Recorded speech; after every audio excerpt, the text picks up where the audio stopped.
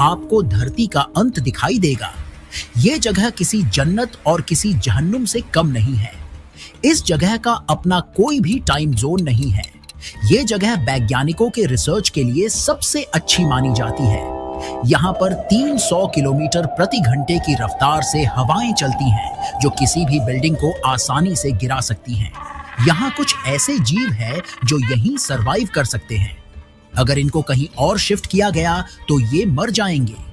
इस जगह पर कुछ स्थान ऐसे भी हैं जहां पर किसी भी जीव का पैर पिछले करोड़ों सालों से नहीं पड़ा है। इस जगह पिछले 14 लाख साल से बारिश की एक बूंद भी नहीं गिरी है।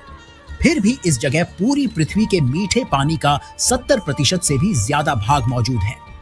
अगर ये पानी पिघल जाए तो पूरी दुनिया में भयंकर तबाही आ जाएगी और इसकी शुरुआत भी हो चुकी है। कभी ये जगह इतना गर्म था कि यहाँ धधकता लावा निकलता था। ये जगह -89.2 डिग्री सेल्सियस के साथ आज तक पूरे मानव इतिहास की सबसे ज्यादा ठंडी जगहों में रिकॉर्ड है। इस जगह आंसू भी बर्फ बन जाता है। एक ऐसी जगह जहां सूरज पिछले 6 महीनों के लिए डूबता ही नहीं। यहाँ पर खुदाई करना बहुत ही ज्यादा सख्त तरीके से वर्जित है। एक ऐसी जगह जहां पर 7 देश अपना अधिकार मानते हैं, लेकिन आज तक उनको अधिकार नहीं मिला। आखिर पूरी दुनिया क्यों इस द्वीप के पीछे पड़ी है? भारत भी अपना रिसर्च यहाँ पर आकर करता है। क्या है इस द्वीप में जो लोगों को अपनी ओर आकर्षित कर रहा है? ये जगह पृथ्वी और ब्रह्मांड के बीच एक संपर्क का जरिया माना जाता है और ये सब होता है अंटार्कटिका में। दोस्तों, आज का ये वीडियो आपके लिए बहुत ही ज्यादा से ज्यादा इंटरेस्टिंग और नॉलेजेबल होने वाला है, तो आपसे निवेदन है कि वीडियो को पूरा देखें। पृथ्वी के दक्षिणी ध्रुव में पड़ने वाला ये महाद्वीप इतना बड़ा है कि इसमें भारत जैसे 7 देश समा सकते हैं। यहाँ 3 किलोमीटर से भी ज्यादा गहरे बर्फ की मोटी चादर है जो अंटार्कटिका को घेर कर बैठा हुआ है। लेकिन ये पानी कोई समुद्र का पानी नहीं, बल्कि ये वही पानी है जिसे हम पीते हैं। ये जगह बर्फ की रेत से भरी पड़ी है, इसीलिए तो इसे बर्फ का रेगिस्तान भी कहते हैं। इसका सबसे बड़ा कारण ये भी है कि इस जगह काफी लंबे अरसे से बारिश की एक बूंद भी नहीं गिरी है। इसका मतलब ये नहीं कि बारिश होती ही नहीं। दरअसल बारिश का पानी सतह तक आते आते बर्फ में तब्दील हो जाता है, जिसे स्नो वाली बारिश कहते हैं। ये एक ऐसा स्थान है जहां पर सूरज 6 महीनों के लिए डूब जाता है। दक्षिण पश्चिमी ध्रुव से ज्यादा ठंडा और अधिक ऊंचा दक्षिणी पूर्वी ध्रुव है। ये वही जगह है जहां पर इंसान आज तक नहीं पहुंच सका है, क्योंकि इस जगह ना तो आप शिप से जा सकते हैं, ना ही प्लेन से, क्योंकि इस क्षेत्र में दुनिया की सबसे तेज काटाबैटिक हवाएं चलती हैं, जो किसी भी चीज को टिकने नहीं देती हैं। इसके अलावा ये क्षेत्र काफी बर्फीला और ऊबड़-खाबड़ है। अगर किसी भी वजह से यहाँ तक पहुँचते हैं तो इसके बाद आपको 1600 किलोमीटर की दूरी पैदल तय करनी पड़ेगी। लेकिन कुछ ही दूरी तक जाने में इंसान हार मान लेता है और उसको वापस आना पड़ता है। इसी स्थान पर एक तारा ऐसा है जो चक्कर लगाता है। ये तारा कभी भी अस्त नहीं होता है, ये हमेशा चमकता हुआ दिखाई देगा। गर्मियों के मौसम में यानी दिसंबर से फरवरी तक सूर्य उत्तर से दक्षिण की तरफ आता है और मार्च से मई तक सूर्य दक्षिण से उत्तर की तरफ आता है। इस समय अंटार्कटिका में सर्दी शुरू हो जाती है। इसके बाद जून से अगस्त के बीच अंटार्कटिका की सबसे ठंडी रात होती है, क्योंकि इस समय सूर्य ना के बराबर निकलता है। इसे ही ध्रुवीय रात कहते हैं। इस समय यहाँ की ठंड एकदम पीक पर होती है। इसका अंदाजा आप इसी से लगा सकते हैं कि इस जगह से हजारों किलोमीटर दूर अंटार्कटिका में रह रहे 5000 से ज्यादा वैज्ञानिक गर्मियों में अपना काम करते हैं, लेकिन सर्दियों में इनकी संख्या 1000 से भी कम हो जाती है। इसी जगह भारत ने अपना 3 रिसर्च स्टेशन खोल रखा है, जिसमें से 2 अभी भी काम कर रहे हैं। ये जगह वैज्ञानिकों के शोध के लिए सबसे अच्छी मानी जाती है, क्योंकि इसी जगह पर रहकर इंसान धरती और उसके होने वाले बदलावों को देख सकता है।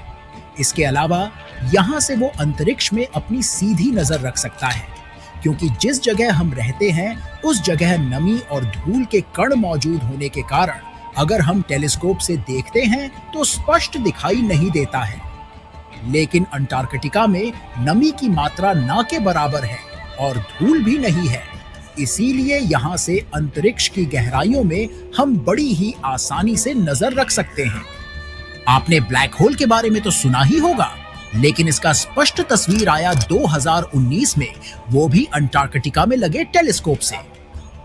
इस स्थान पर वैज्ञानिक इस बर्फ की मोटी दीवार के नीचे से आइस कोड को निकालकर ये पता करते हैं कि आखिर पृथ्वी का क्लाइमेट लाखों करोड़ों साल पहले कैसे था और अब कैसे हो रहा है, क्योंकि उनको उम्मीद है कि इस धरती के बहुत से राज इस बर्फ की तहों में आज भी जिंदा हैं। इस जगह पोल्यूशन को ज्यादा से ज्यादा ध्यान दिया जाता है। जो भी वेस्ट मटेरियल होता है उसे साल में एक बार शिप के जरिए यहाँ से निकाल दिया जाता है, ताकि पोल्यूशन का असर यहाँ पर ना पड़े। इस जगह पर जो भी वैज्ञानिक रहते हैं वो नहाते तो हैं, लेकिन थोड़ा बहुत। वैज्ञानिकों का मानना है कि कभी ये जगह बहुत ही गर्म थी। इसके कुछ भागों पर ज्वालामुखी पाए जाते थे। इसके अलावा ये स्थान धरती के दक्षिणी ध्रुव के पास नहीं था, लेकिन हमेशा से चली आ रही भौगोलिक घटनाओं में ये स्थान दक्षिणी ध्रुव की ओर चला गया, जिसमें प्लेट के सरकने का महत्वपूर्ण कारण है। इसी वजह से ये स्थान बर्फ में तब्दील हुआ। इसका सबसे बड़ा कारण ये भी मान सकते हैं कि सूर्य की रोशनी का यहाँ बहुत ही कम मात्रा में पहुंचना। जहां गर्मियों में इसका तापमान -10 डिग्री सेल्सियस तक होता है, तो वहीं सर्दियों में इसका तापमान -60 डिग्री सेल्सियस तक गिर जाता है। इस जगह का आज तक का सबसे कम तापमान साल 1983 में -89.2 डिग्री सेल्सियस दर्ज किया गया था। इतने कम तापमान पर इंसान 1 मिनट में बर्फ का पुतला बन जाएगा। अंटार्कटिका की खोज 2 रूसी वैज्ञानिकों के द्वारा की गई थी, वो भी 1820 में। लगभग 30 देश मिलकर अंटार्कटिका को चलाते हैं, हालांकि इस पर किसी का भी पूर्ण अधिकार नहीं है। 1959 में इन 30 देशों ने एक संधि बनाई और उन संधि के कुछ नियम भी बनाए, जैसे इस जगह कोई भी खनन नहीं होगा। इसके अलावा कोई भी सैन्य गतिविधि इस जगह नहीं की जाएगी। इसमें सबसे बड़ी बात यह थी कि किसी भी परिस्थिति में इस जगह कोई भी परमाणु हथियार उपयोग नहीं किया जाएगा और ना ही इसे किसी भी युद्ध में उपयोग किया जाएगा। यह क्षेत्र चारों तरफ से समुद्र से घिरा हुआ है, जिसके कारण यहाँ का मौसम कब बदल जाए ये कह नहीं सकते, क्योंकि इन सागरों से सीधी हवा यहाँ आती है और टकराकर वापस चली जाती है। अगर यहाँ पाए जाने वाले जीवों की बात करें तो पेंगुइन का नाम पहले आता है, क्योंकि पूरी दुनिया में यही एक जगह है जहाँ पेंगुइन पाई जाती हैं। हालांकि इनकी ज्यादातर प्रजातियां दक्षिणी पश्चिमी क्षेत्रों में ज्यादा होती हैं। इनका सबसे बड़ा रीजन ये है कि इस जगह इनको पूर्वी भाग की अपेक्षा जीने के लिए ज्यादा सरवाइव नहीं करना पड़ता है। इनकी कुल 18 प्रजातियां यहाँ निवास करती हैं, जिनमें एम्परर पेंगुइन सबसे बड़ी मानी जाती है, जो लगभग 1.5 मीटर तक होती है, और बाकी इनकी छोटी प्रजाति 30 सेंटीमीटर तक भी हो जाती है। ये समुद्री जीवों, मछली और क्रिल को खाती है। मादा पेंगुइन अंडे देने के बाद 2 महीनों के लिए समुद्र में चली जाती है और नर पेंगुइन इन अंडों के ऊपर बैठकर इनको गर्मी देता है। इस समय कितना भी तूफान या सैलाब आए, ये नर अंडों को नहीं छोड़ते, क्योंकि जैसे ही ये अंडों से उतरेंगे, ये अंडे बर्फ में जमकर नष्ट हो जाएंगे। 2 महीनों बाद जब मादा पेंगुइन नर और अपने चूंजों के लिए भोजन लेकर आती है, तो उसके बाद नर भोजन के लिए जाते हैं। जैसे जैसे युवा पेंगुइन बड़े होते हैं, वयस्क उन्हें मछली पकड़ने के लिए निकलते समय बच्चों के समूह में छोड़ देते हैं, जिन्हें क्रेच कहा जाता है। जब दिसंबर में गर्मी बढ़ती है तो बर्फ पिघलने लगती है। अब ये चूजे बड़े हो चुके होते हैं और समुद्र में गोता लगाने के लिए कूद जाते हैं। हालांकि इनका भी शिकार करने के लिए समुद्री शार्क तैयार रहते हैं। ये शार्क बहुत ही आक्रामक होते हैं और हमेशा झुंड में होते रहते हैं। ये इतने आक्रामक होते हैं कि बर्फ की बड़ी से बड़ी शेल्फ को तोड़ देते हैं। इसके अलावा इस जगह पर तार्डिग्रेड और सील के अलावा पिस्सू जैसे जीव भी मिलते हैं। इस द्वीप को अपना बनाने के लिए अर्जेंटीना ने 1978 में एक महिला को भेजा था, जो अंटार्कटिका में पहली बार आकर मां बनी थी।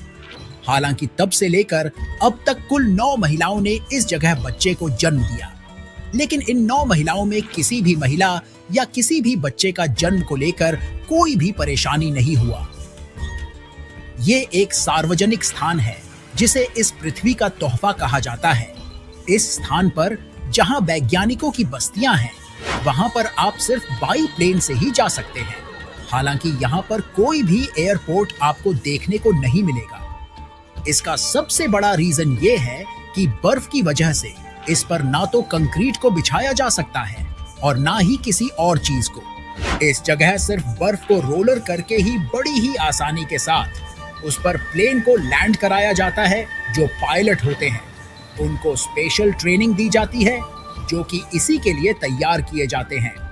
इस बर्फ की चादर में प्लेन का पहिया धंस ना जाए, उसके लिए स्पेशल प्लेन होती है जिसमें पहिए की जगह स्की लैंडिंग लगा होता है, जिसकी वजह से ये बर्फ की चट्टानों पर तैरता रहता है और काफी दूर जाकर रुकता है, क्योंकि यहाँ पर ब्रेक बिल्कुल भी काम नहीं करती है।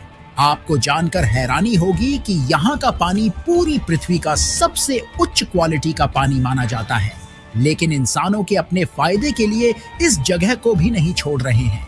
बढ़ता तापमान और बढ़ती ग्लोबल वार्मिंग से ये स्वर्ग जैसा दिखने वाला क्षेत्र भी अब इसकी आगोश में आ गया है। बर्फ पिघल रही है और ये पीने का पानी समुद्रों में मिल रहा है। हालांकि हम सिर्फ स्वच्छ पानी को ही नहीं खो रहे, बल्कि दुनिया को एक बड़े से प्रलय की ओर ले जा रहे हैं। अगर ऐसा ही चलता रहा तो महज कुछ ही सालों में हमें एक प्रलयकारी समुद्री आपदाओं का सामना करना पड़ सकता है। एंटार्क्टिका की यात्रा करना आपके लिए एक चुनौतीपूर्ण काम हो सकता है, लेकिन शायद आपके जीवन के लिए एक यादगार सफर भी साबित हो सकता है। अंटार्कटिका जाने के लिए सबसे अच्छा समय नवंबर से मार्च के बीच रहता है, क्योंकि ये समय यहाँ की गर्मी का होता है। वैसे तो यहाँ पर जाने के लिए आपको किसी भी पासपोर्ट और वीजा की जरूरत नहीं पड़ेगी, लेकिन किसी अच्छी टूर ऑपरेटर कंपनी से आपको संपर्क करना पड़ेगा। यहाँ पर जाने के लिए कुछ प्रोसेस होते हैं जिसमें आपका टूर ऑपरेटर आपकी मदद करेगा। अंटार्कटिका एक ठंडी और कठोर जगह है। आपको गर्म कपड़े और वाटरप्रूफ जूते, दस्ताने, टोपी जैसी चीजें को ले जाना पड़ेगा। अगर ये वीडियो आपको अच्छा लगा हो तो सब्सक्राइब करके शेयर जरूर करें। मिलते हैं नई जर्नी में, तब तक के लिए नमस्कार।